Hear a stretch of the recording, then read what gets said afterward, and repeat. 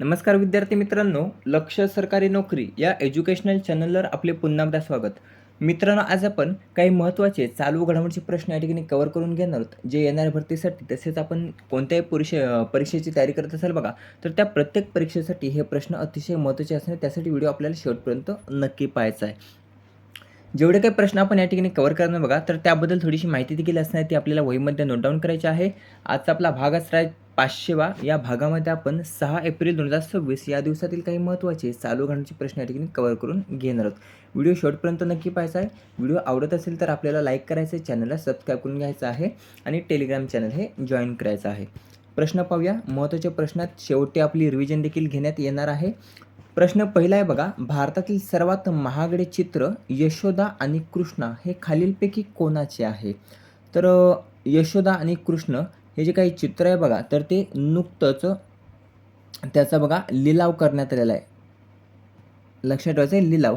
आणि हे जे काही लिलावामध्ये यशोदा आणि कृष्ण हे चित्र होतं बघा, तर ते कोणाचं आहे? तर आपण पाहिलं तर ते बघा पर्याय क राजा रवी वर्मा.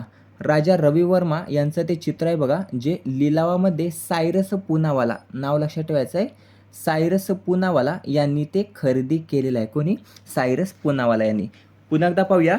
चित्र आहे यशोदा आणि कृष्णा कोणाचं आहे? तर राजा रवी वर्मा यांचं आहे. ते खरेदी कोणी केलेलं आहे? तर सायरस पूनावाला यांनी केलेलं आहे, जे सिरम इन्स्टिट्यूटचे संस्थापक आहेत. किती कोटी रुपयांना खरेदी केलेली आहे? तर 167.2 कोटी. किती?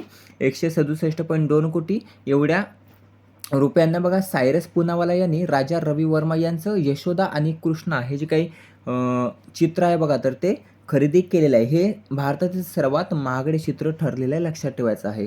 त्यानंतरचा दुसरा प्रश्न आहे, शक्तिपीठ महामार्ग प्रकल्पामध्ये कोणत्या जिल्ह्याचा समावेश हा करण्यात आलेला आहे?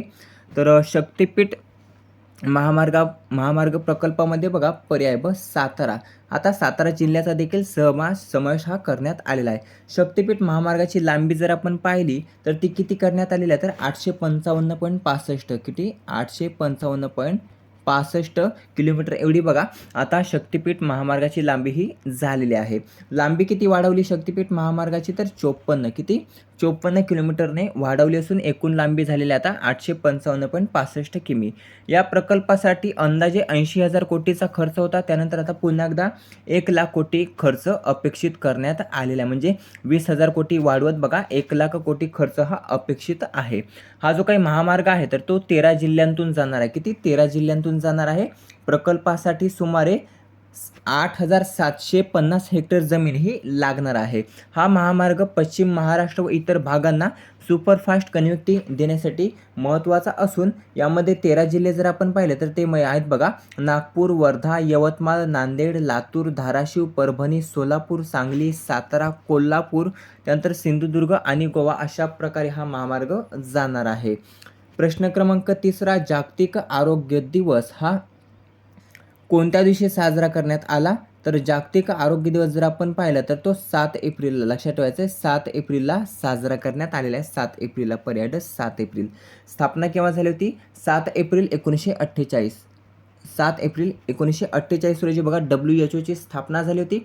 आणि हाच WHOचा जो काही स्थापना दिवस आहे बघा, तर तो स्थापना दिवस 7 एप्रिल जो जागतिक आरोग्य दिवस म्हणून साजरा केला जातो. कारण काय? तर जागतिक आरोग्य संघटनेच्या स्थापनेला समर्पित हा जागतिक आरोग्य दिवस 7 एप्रिलला साजरा केला जातो. सुरुवात 1950 पासून करण्यात आली. मुख्य उद्देश काय आहे?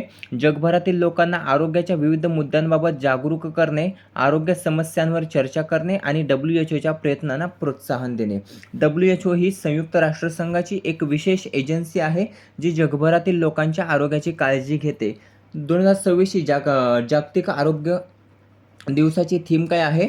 तर together for health stand with science. Together for health stand with science ही बघा 2026ची जागतिक आरोग्य दिवसाची थीम आहे, लक्षात ठेवायचं आहे.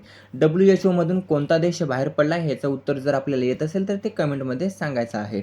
प्रश्न क्रमांक 4, 6 एप्रिल 2026 रोजी BJPने आपला कितवा स्थापना दिवस साजरा केलेला आहे? इथे पर्याय घेतलेला नाही, परंतु BJPने बघा 46वा, कितवा?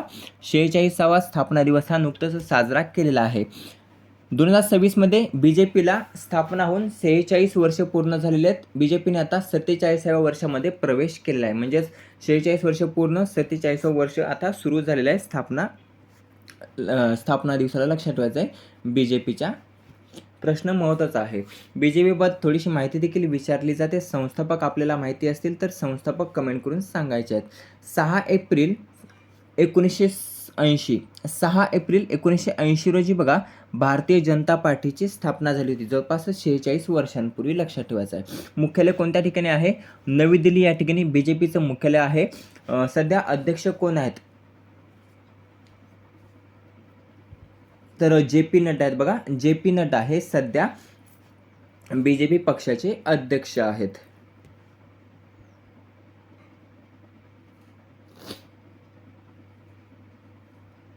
सॉरी, जे पी नड्डा नाही आहेत.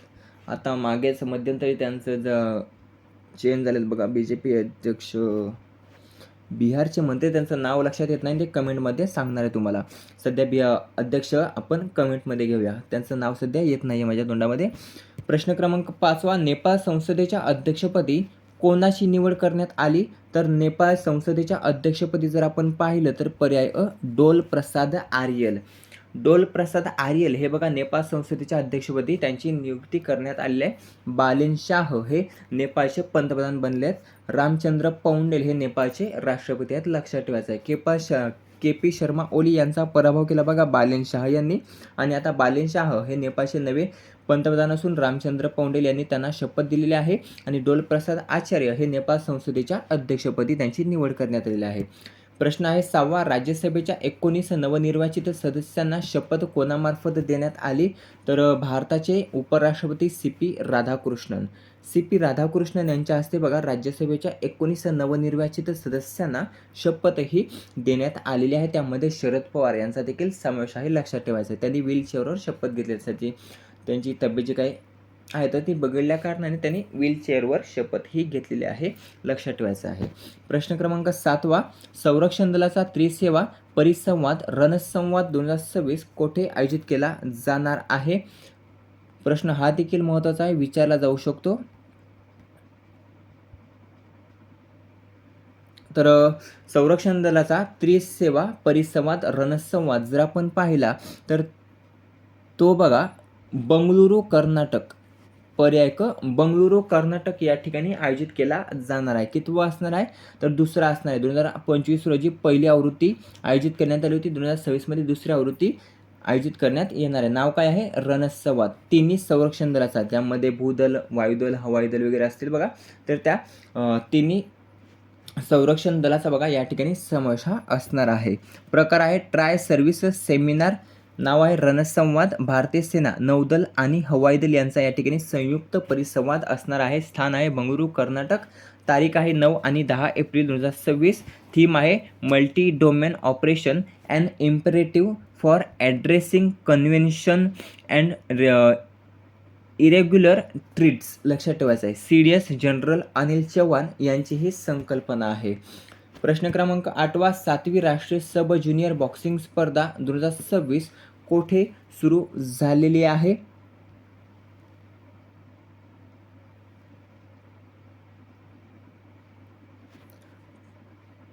तर पर्याय नागपूर या ठिकाणी. लक्षात ठेवायचं आहे. नागपूर या ठिकाणी बघा 7वी राष्ट्रीय सब ज्युनियर बॉक्सिंग स्पर्धा 2026 ही सुरू झालेली आहे. राहिला 9वा प्रश्न. याचं उत्तर आपल्याला कमेंट करून सांगायचं आहे. प्रश्न हा देखील महत्त्वाचा आहे. प्रश्न आहे 4 एप्रिल 2026 रोजी इस्रोतर्फे मिशन मित्र कोणत्या ठिकाणी सुरू करण्यात आले? याचं उत्तर आपल्याला येत असेल तर कमेंटमध्ये सांगायचं आहे. आता घेऊया पटकन रिव्हिजन, म्हणजे आपल्या चांगलं लक्षात राहील. प्रश्न पहिला आहे भारतातील सर्वात महागडे चित्र यशोदा आणि कृष्णा खालीलपैकी कोणाचे आहे? राजा रवी वर्मा यांचं आहे हे चित्र.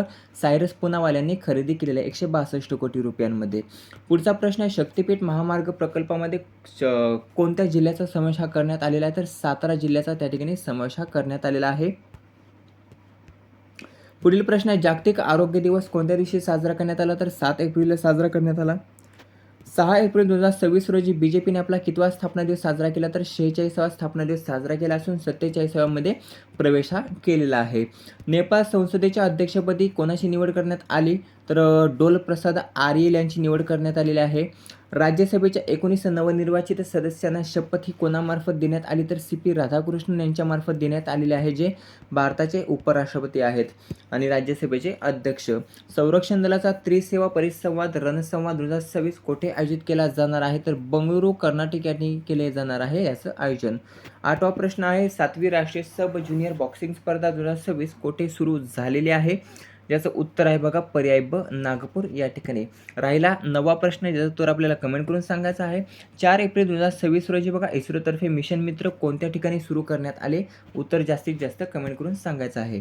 हे झाले महत्त्वाचे प्रश्न जे आपण या ठिकाणी कव्हर केले आहेत. व्हिडिओ कसा वाटला कमेंट करून नक्की सांगायचा. व्हिडिओ आवडल्यास मित्रांसोबत शेअर करायला विसरायचं नाही. भेटूया पुढील भागामध्ये. धन्यवाद.